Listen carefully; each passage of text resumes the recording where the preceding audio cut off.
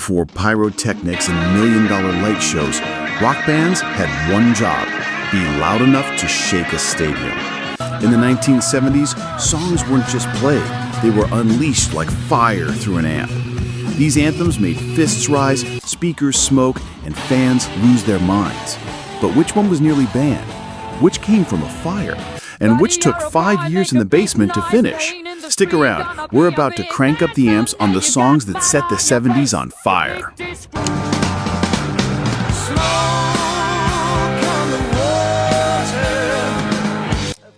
Number 1, Smoke on the Water by Deep Purple, 1972. A song about a fire, written during a fire. Deep Purple was ready to record in Switzerland when a fan lit a flare gun at a Frank Zappa show, burning the venue to the ground.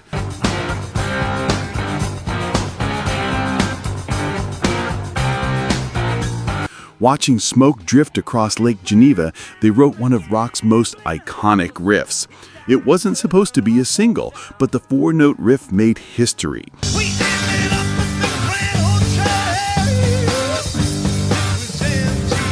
In 2009, over 6,000 guitarists played it together in Poland. Not bad for a riff Ritchie Blackmore joked was Beethoven in reverse. Next up, a track that didn't just say it, they were an American band. Last night was in rock, but man, haze, sweet, sweet Connie. Number 2, We're an American Band by Grand Funk Railroad, 1973. Written on the road and powered by drummer Don Brewer's raspy vocals, this was Grand Funk's declaration: we're here, we're loud, deal with it. Keep me right, as long as we can make it to the show tonight. We're an American. Produced by Todd Rundgren, it blasted to number 1 and became a tour staple. Legend says the band insisted on recording it fast and dirty to capture their live chaos.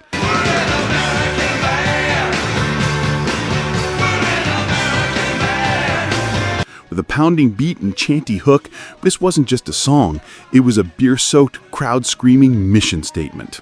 Fun fact, the original vinyl was pressed in stunning transparent gold. Now throw on the face paint, because the next band lit up arenas with fire and fury. You show us everything you've got. You keep on dancing and the rhythm gets hot.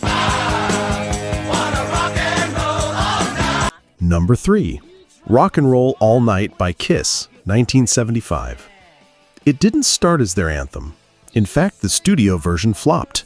But when Kiss released the live cut, complete with crowd energy and chaos, it exploded.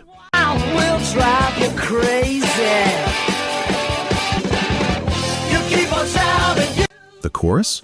Reportedly shouted by roadies, friends, and even Peter Criss's wife.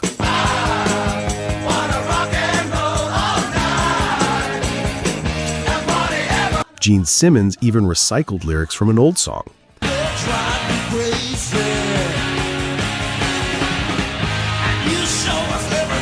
And here's a twist. The band didn't close shows with it until fans demanded it. Now, it's the finale that ends every Kiss concert in fireworks. Sometimes the fans know best. But if Kiss brought the party, the next guy blew up the whole classroom. Well, we got no choice. All the girls. Number 4, School's Out by Alice Cooper, 1972. Alice Cooper once said the best 3 minutes of life are Christmas morning and the last day of school. So he turned that into a song.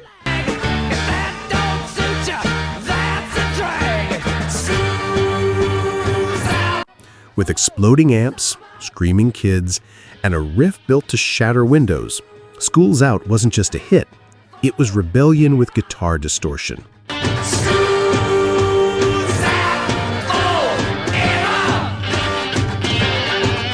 It hit number 1 in the UK and stirred controversy in the US with rumors of bans from school boards. Cooper just smiled. He said it's a hit because it scares parents. The next one came from a church organ and a sudden spark of something bigger. But tell me, what's the first rock song you ever cranked at full volume? Drop it in the comments. Carry on my wayward son. There'll be Number 5. Carry On Wayward Son by Kansas, 1976. Written on a church organ in his parents' house, Kerry Livgren called this song a message from the universe. The lyrics came to him out of nowhere, days before recording. Once I rose above the noise and confusion, just to get Kansas wasn't even planning to include it, but it became their breakout hit. Part spiritual, part self-therapy, it rose to number 11 and never left classic rock radio. On a stormy sea of moving emotion, tossed around, I'm like a ship on. The real twist? Livgren had a religious awakening shortly after. Many believe the song predicted it. Was it just coincidence or something bigger? Now let's switch gears to a song that oozes groove and attitude and launched a band's golden decade.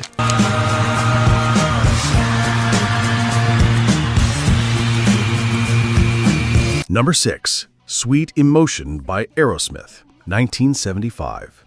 This is where Aerosmith really found their swagger. It starts with that slinky bass line, then Steven Tyler oozes in with a smirk and a snarl.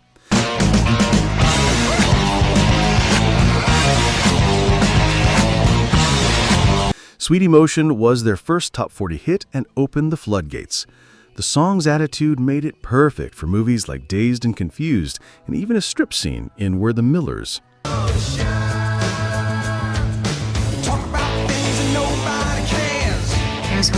Rumor has it it's about band tensions, specifically Joe Perry's wife. Awkward? Maybe. Iconic? Definitely. And now, from slow burn to liftoff, prepare to sail away on a cosmic synth trip. set an open course for the virgin sea.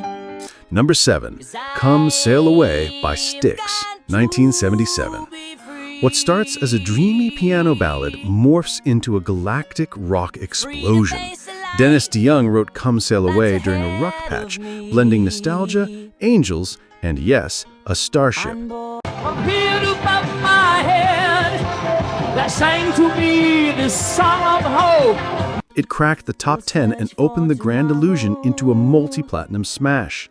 Fans argue whether the lyrics are spiritual or sci-fi.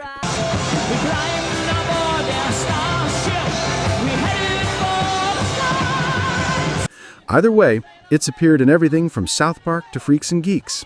This wasn't just a hit, it was a ride. Next up, a debut single so strong it practically kicked the stadium doors open. It's not in the way you say you care. It's not in the way. Hold the Line by Toto, 1978. Hard rock guitar, funky groove, and a chorus made to echo off arena walls. Toto's first single hit like lightning. Keyboardist David Paich wrote it in one sitting, and Bobby Kimball delivered vocals that roared. Always on time. Whoa, whoa, whoa. For the line. Drummer Jeff Porcaro laid down a beat inspired by Sly and the Family Stone, and Steve Lukather's solo sealed the deal.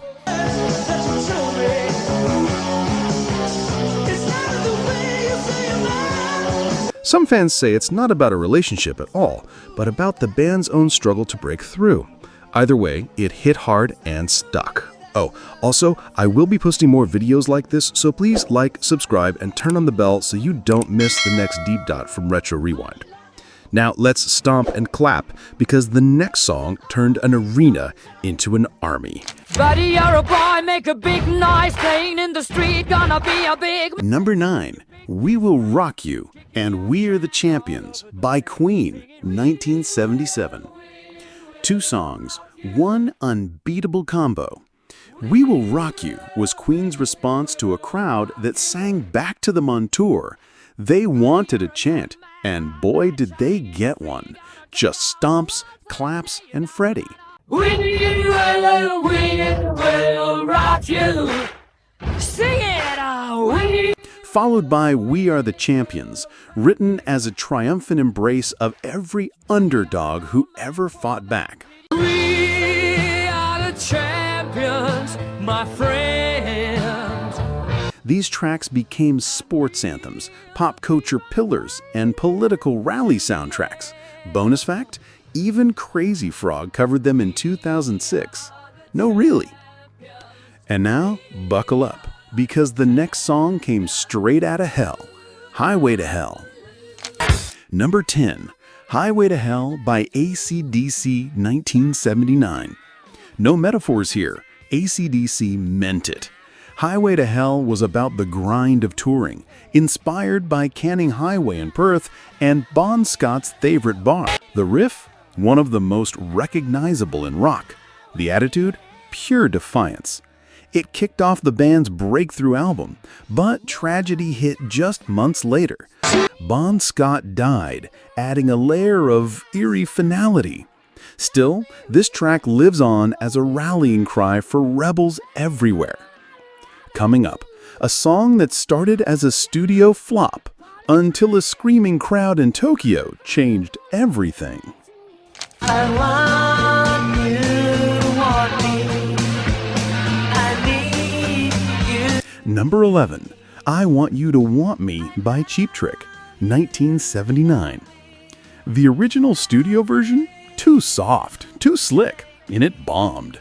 But when Cheap Trick recorded it live at Tokyo's Nippon Budokan, something clicked.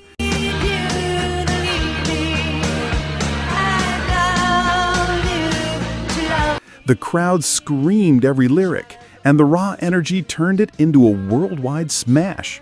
It hit number 7 in the US and number 1 in Japan.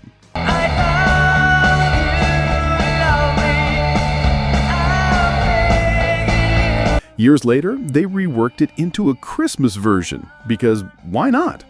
Proof that sometimes all a song needs is a little audience adrenaline. Next, a road-weary anthem that marked the start of one of rock's greatest journeys. By Journey, 1978. Before Don't Stop Believin', this was the song that put Journey on the map.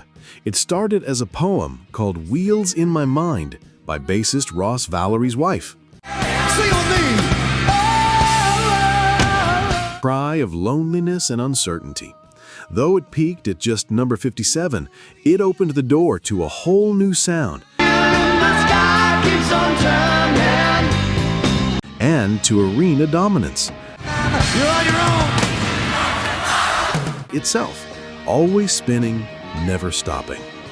Now grab your cowbell, because the next song launched a meme before memes were even a thing.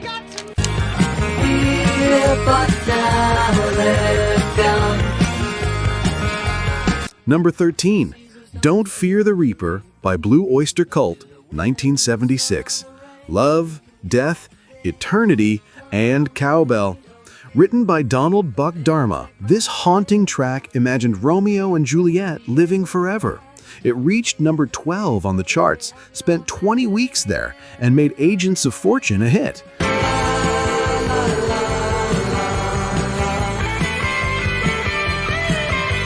It's dark, dreamy, and deeply misunderstood.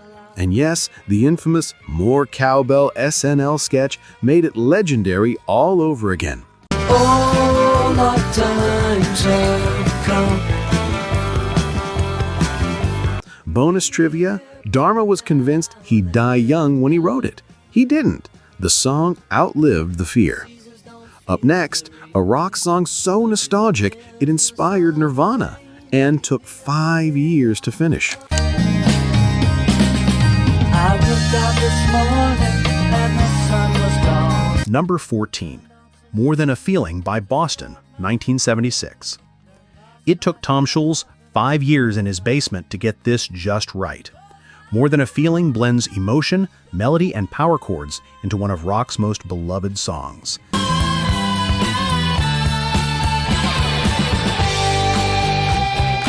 Inspired by a girl named Mary Ann, it's about how music can flood back memories. More than a feeling. More than a feeling. When I hear that old song. The riff even got a nod from Nirvana, who quoted it during a live Smells Like Teen Spirit. It hit number 5 and never really left the radio. Now let's go back to the beginning with a debut single that changed everything for one band. Not knowing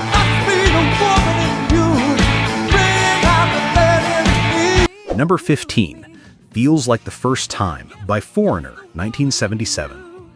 Mick Jones wrote it during a fresh start, divorced, new country, new band. He scribbled the lyrics in a rush of inspiration, and Lou Gramm's vocals turned it into a massive debut.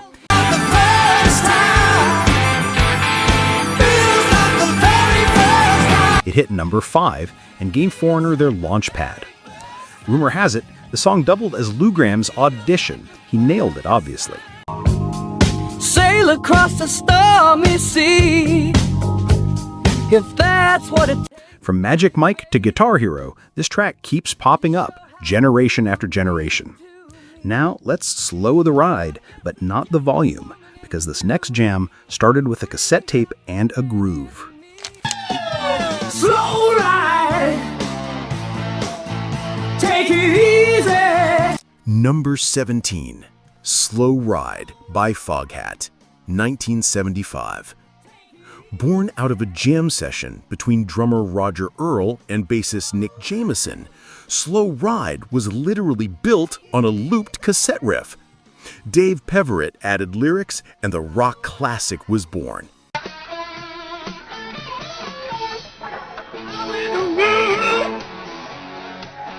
It peaked at number 20, got endless airplay, and still dominates best road trip song lists. Rumor has it, the band didn't even know they had a hit until radio stations started begging for it. Slow ride, take it easy. Sometimes the best things come from messing around. Up next, a piano-tuned anthem scribbled on a paper bag during a cross-country U-Haul trip. As soon as you are able, woman, I am willing. Number 18, Roll with the Changes by REO Speedwagon, 1978. Kevin Cronin wrote the lyrics while literally moving across the country, penning lines on a paper bag in the cab of a U-Haul. That spontaneity turned into a thundering anthem about resilience.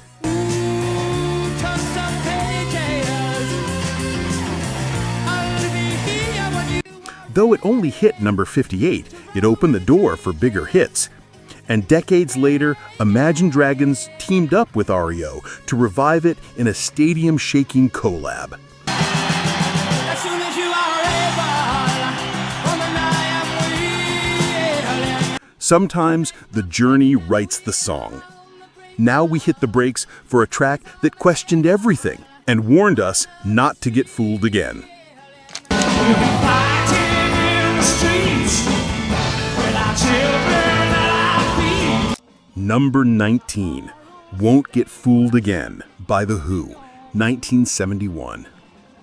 Pete Townsend wrote this one after pushing an activist off stage at Woodstock. Disillusioned, he poured his frustration into a song that questioned revolution and the people leading it. I tip my hat to the prostitute. It closes Who's Next with a thunderous synth loop and one of the fiercest screams in rock. Tomorrow's the day worship will be gone. Meet the New Boss, Sam is the Old Boss wasn't just a lyric, it was a warning. Bonus fact, this was the last track drummer Keith Moon ever played live with the band. Now let's bring it all home with one final note that still makes stadiums cry and fists rise. Every time that I look in the mirror. Number 20, Dream On by Aerosmith, 1973. Steven Tyler started writing it when he was just a teenager, scribbling lyrics on napkins and notebooks. Dream On wasn't an instant hit until it got re-released in 1976 and cracked the top 10. Sing with me, sing for the year, sing for the laughter, sing for the tear. That soaring scream? Tyler had to hide his natural singing voice in early records because he was shy about how different he sounded. Dream on, dream on, dream on, dream on. But this track, Let It Loose, Dream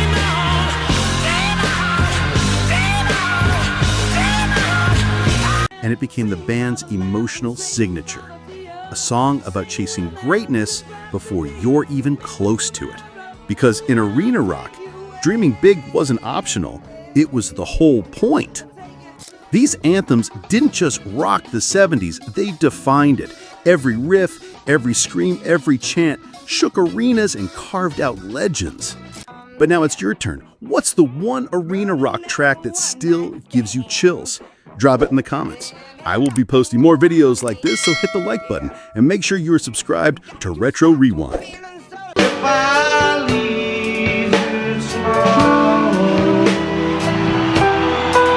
When you're on the street, you got to be able to pick out the easy meat.